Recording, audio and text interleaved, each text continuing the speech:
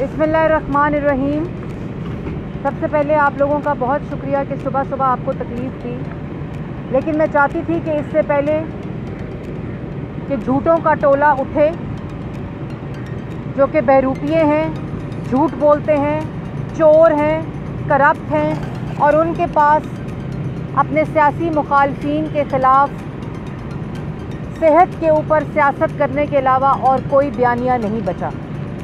जितनी ज़्यादा चीखें उठेंगी, जितनी ज़्यादा रोना रोया जाएगा, वो इस बात का सबूत है कि ये कमज़ोर हुकूमत है, ये चोर हुकूमत है, ये करप्ट हुकूमत है और ये बहरूपिये हैं जो अपने सियासी मुखालफीन के ख़िलाफ़ सिर्फ़ उनकी सेहत पर सियासत करना जानते हैं, क्योंकि ना ये कारकर्दगी दिखा सकते हैं, ना ये आवाम को रिलीफ दे सकते हैं।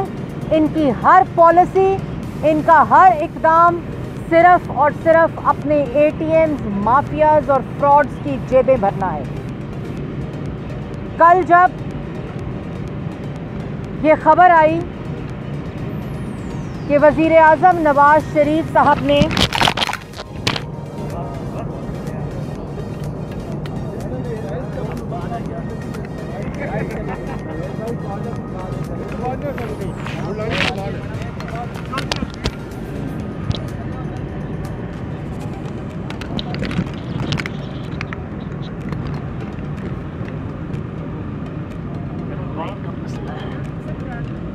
पकड़ लेते हैं।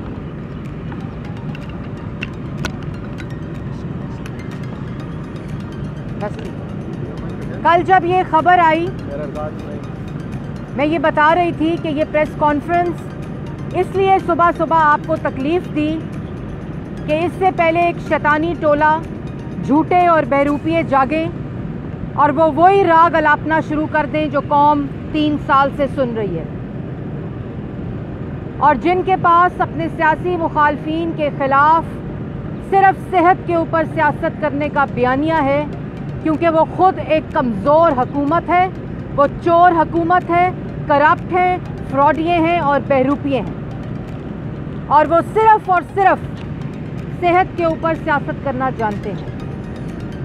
कल जब ये ख़बर आई कि वज़ीर आज़म नवाज़ शरीफ साहब ने जो अपनी वीज़ा एक्सटेंशन अप्लाई की थी मेडिकल ग्राउंड्स के ऊपर, वो होम ऑफिस UK ने वहाँ से माजरत कर ली है, उसके बाद असल ईद उन कराए के तर्जुमानों की हुई जिनको अपनी कारकर्दगी बताने के लिए तो आवाम के पास कुछ नहीं है। वो कोई ऐसी प्रेस कॉन्फ्रेंस नहीं कर सकते जिसमें ये बयान करें कि आटा आज इतना सस्ता हुआ है, आवाम के लिए चीनी, बिजली, गैस, दवाई आज हमने सस्ती की है। ऐसी कोई प्रेस कॉन्फ्रेंस आपको कराए के तर्जुमानों की सुनने को नहीं मिलेगी। जिस वक्त ये खबर आई तो मैं उसकी हकीकत बताती चलूँ कि एक नॉर्मल प्रोसेस है।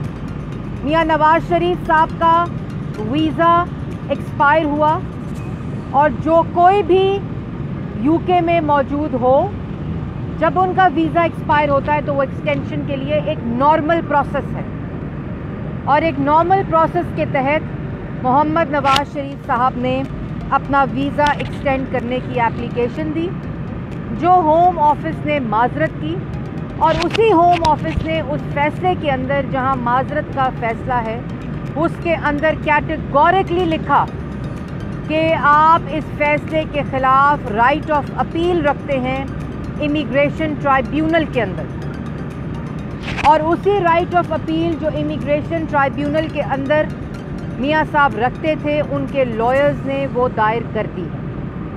और जब इमिग्रेशन ट्राइब्यूनल के अंदर एप्लीकेशन का प्रोसेस ट्रिगर हो जाता है तो जो होम ऑफिस का फ़ैसला होता है वो इनइफेक्टिव होता है, और जब तक ट्राइब्यूनल इमिग्रेशन का फ़ैसला नहीं देता तब तक मियां साहब का UK का स्टे कानूनी करार दिया जाता है। और इसके ऊपर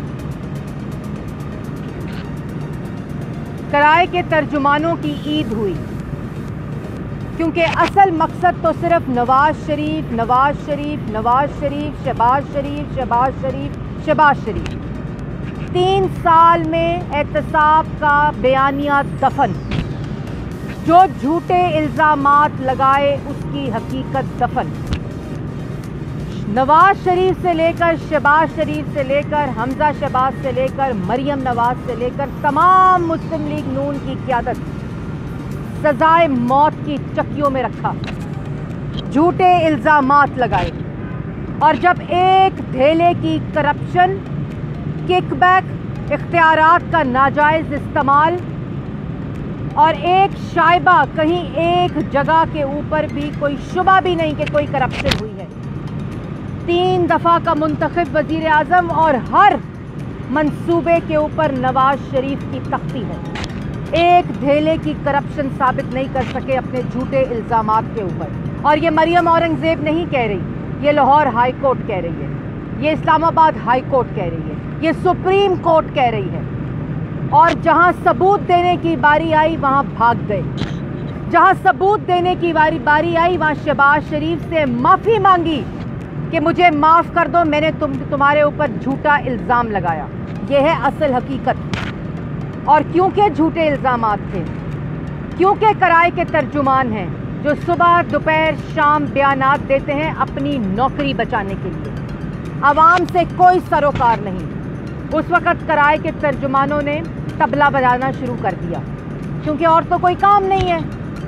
और मैं उनको बताती चलूँ, इस मीडिया के थ्रू मैं बताना चाहती हूँ पाकिस्तान की आवाम को और कराए के तर्जुमानों को, क्योंकि इतनी पार्टियाँ बदलते हैं, इतनी वफादारियाँ बदलते हैं कि अपना बयानात बदलते हुए भी शर्म नहीं आती। सबसे पहले मैं बताना चाहती हूँ कि नवाज शरीफ साहब को यूके में इलाज कराने किसने भेजा? नवाज शरीफ साहब को यूके में इलाज कराने पंजाब हुकूमत और वफाकी हुकूमत ने भेजा। अक्टूबर 11 से पहले 3 दफ़ा डॉक्टर अदनान ने नैब की कस्टडी के अंदर, जब अक्टूबर 11 को नवाज शरीफ साहब तो कोर्ट लखपत में थे। अगर नैब न्याजी गठजोड़ ने कोई और तफ्तीश करनी थी, कोई और इन्वेस्टिगेशन करनी थी, कोई और झूठा इल्ज़ाम लगाना था, तो मियाँ साहब की कोर्ट लखपत के अंदर इन्वेस्टिगेशन क्यों नहीं हो सकती थी?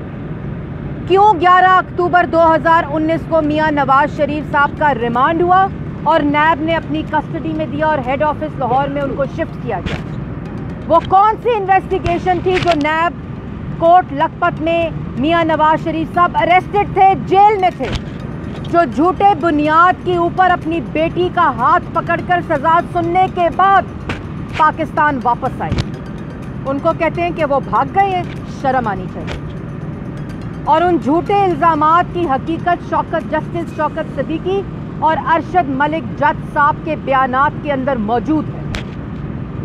जब 11 अक्टूबर को उनको शिफ्ट किया गया नैब की कस्टडी में, तो 21 अक्टूबर को, उससे पहले 3 दफ़ा डॉक्टर अदनान ने कहा कि मियाँ साहब की तबीयत ठीक नहीं है, मुझे उनसे मिलने दिया जाए, उनका टेस्ट कराया जाए।